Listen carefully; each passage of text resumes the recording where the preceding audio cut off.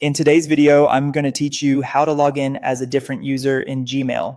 If you ever need to jump between a personal inbox and a work inbox, this is the fastest way to do it without signing out. We'll use the built-in account switcher, which works best when you've already signed into more than one Google account in the same browser. Start by opening your browser and heading to mail.google.com. Once Gmail loads, look to the top right corner of the page. You'll see your profile picture there. If you haven't set a photo, it might just show your initial inside a colored circle. Go ahead and click it to open the account menu. In that menu, choose Add Another Account. This doesn't create a new Google account. It simply lets you sign into an existing one so you can switch back and forth quickly. A new sign-in window will appear. Type the email address for the other Gmail account, then continue to the password screen.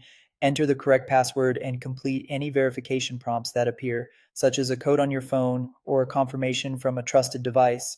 These security checks are normal and help protect your account, so just follow the on-screen instructions. Once you're verified, Gmail will open in a fresh tab for the new user. You'll now have separate tabs for each signed-in account, which makes it easy to keep messages, drafts, and settings neatly organized. Nothing gets mixed together. Each account keeps its own inbox labels and preferences. From here on, switching is simple. Anytime you want to move between accounts, click your profile picture in the top right corner again. You'll see all signed in accounts listed. Click the one you want, and your browser will take you straight to that inbox. You can repeat this as often as you like, and both accounts will remain signed in. So there's no need to re-enter your password each time unless your session expires. A quick tip for clarity: glance at the profile picture in the corner or the address bar to confirm which account you're using before composing or replying.